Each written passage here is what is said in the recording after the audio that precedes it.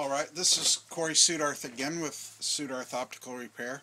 We've let these lenses cool. We can now handle them. And you can see the balsam residue that's left in there.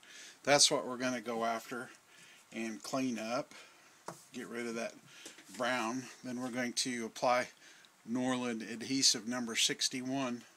That's the mil-spec yada yada blah blah blah.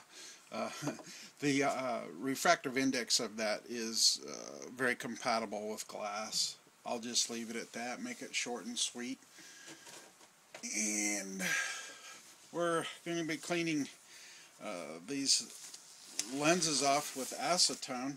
So I want to advise you that when you do this, that you take precautions. You don't really want to get a whole bunch of this on your skin.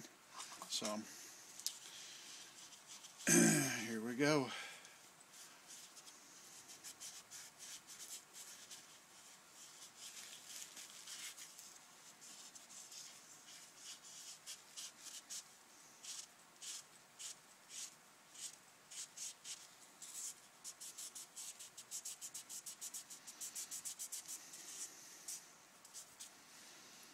Lens already looks a lot less yellow than it did, and we haven't really done any of the fussy cleaning yet. We're just kind of getting the the majority of the old goo off.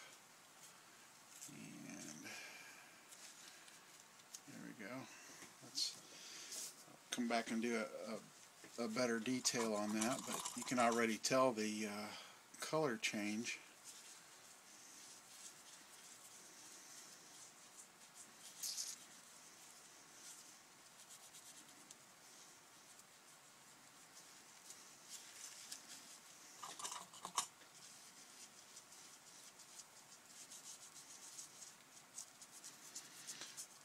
Want to clean the edges off too. A lot of this, as the lens was heating up, the balsam started oozing out the side there a little bit. So we want to go ahead and knock that off. And this is where, if we had used permanent marker, I would have just eliminated those marks. I've probably already reduced some of the effect, but we'll get it back together. Yeah, there's my 3 marks there, and the other one looks like it kind of went away a little bit. That's why I said let's do it in a couple places, because it's inevitable. And here's the bottom line. Let's say I forgot to put marks on these, and let's say I went ahead and separated them and cleaned them. Alright, well, worst case scenario, I've got a lens that maybe isn't quite centered as well as it was when it came out of the factory, but typically you've got plenty of eccentric to get it collimated. You know, I've taken a lens that was, for all practical purposes, nearing point of being unusable, and when we get done we're going to have almost a new lens except for scratches and marks. So you know, it's not the end of the world if you don't line them up perfect. It's still going to be way better than it was. And some might argue the point that, well, it's no longer centered. Well, okay. At the end of the day, the glass gets collimated, gets back to the customer, and he looks at it and goes, wow, that looks nice. So that's what we're trying to get to here.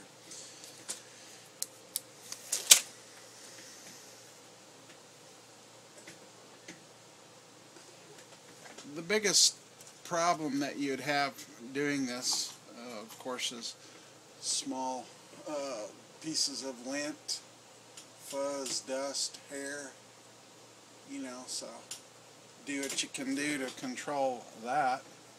And like I said, you're still going to have a better lens than what you started with. So You know, you get too picky and fussy, you're going to talk yourself out of doing the job, and you're going to have that brown looking lens. For a 50 millimeter objective, I'd probably use about 4 drops of the Norland adhesive.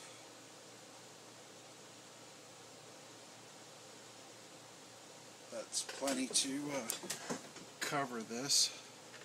So we're going to put 4 drops here.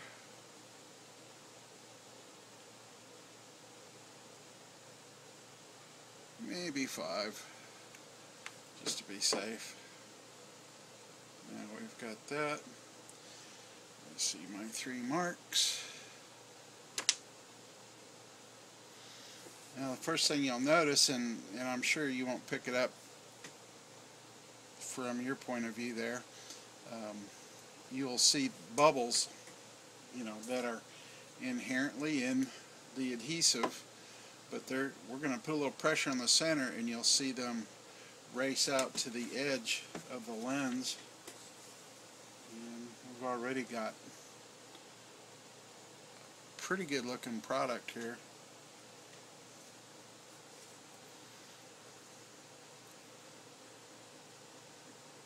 Just want to apply a little downward pressure, run the lens around in a circle. You can see the excess Norland adhesive squirting out the sides.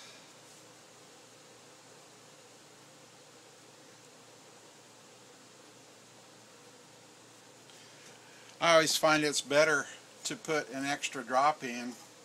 Like I said, 4 or 5 drops works well. You could argue that, well, you only needed 3 drops. Well, the problem with that is if you don't put enough in, then you have a dry patch, and you pretty much got to start all over. You got to clean up all the mess and add an extra drop. So a little more, it's not going to hurt. I do want to avoid getting this on my fingers. It's you're supposed to avoid contact with it. I usually end up getting it on me anyway, and that's just the way it is, but we'll make some effort here to not get too much. All I'm doing right now anyway is just cleaning up some of the mess. Now, if you're not familiar with Norland adhesive, I'll describe it this way. It's a 1-part cement. In other words, I don't have to mix anything with it. It's a 1-part cement that sets up, hardens and cures when it's exposed to ultraviolet light. And so you have some working time. There's obviously some ultraviolet light coming in from outdoors, but it's not going to hurt anything. Not yet. I'm lining my lines up there. So we get the lens about back where it was, give or take. It's not a deal breaker if you don't get it perfect. Once I get the exterior edges of the lens cleaned up, got my marks lined up, get as much excess adhesive off. That's looking pretty good. My lines are looking good. Now, to keep the 2 layers, centered up, basically I'm going to use free ultraviolet. I'm going to take this lens outside, and it'll harden right up in 20 or 30 seconds. So to keep those layers centered up physically, okay, I've already got witness marks to line them up rotationally to keep them centered physically. An old trick I showed my friend Bill many years ago was to take a soda pop can and cut a strip of the soda pop can and get a rubber band wrapped around it. That physically contacts the upper and lower lens and physically centers them without a big fuss. The biggest fuss is getting the rubber band on there, and of course it would be a bit of a disaster if it came apart like that, but that's why it's nice working with Norland adhesive. I'm not burning my fingers. I've got work time, and we'll try this again. I hope somebody out there snickering, because I don't think I've ever done that before.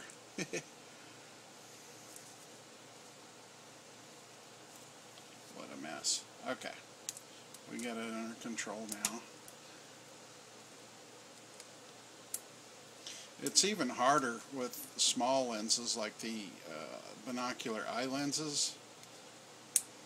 It's much smaller diameter and a little bit tougher to get the get that centering done.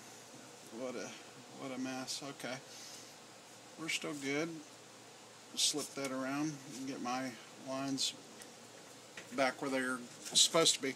Now, because I've kind of gooed this up a little bit with my fingers, I want to go ahead and get the fingerprints off, only because my fingers had a little bit of Norland adhesive on them, and I don't need that hardening up when we go shoot it under the sun here. So we'll just tidy it up a little bit. I'm not going to get super worried about it.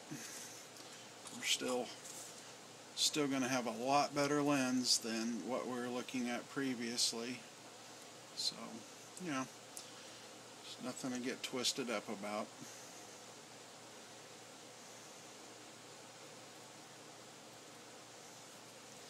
Okay, that looks fair enough. I'm gonna run outside and let it cure and harden, and we'll have ourselves a better looking lens.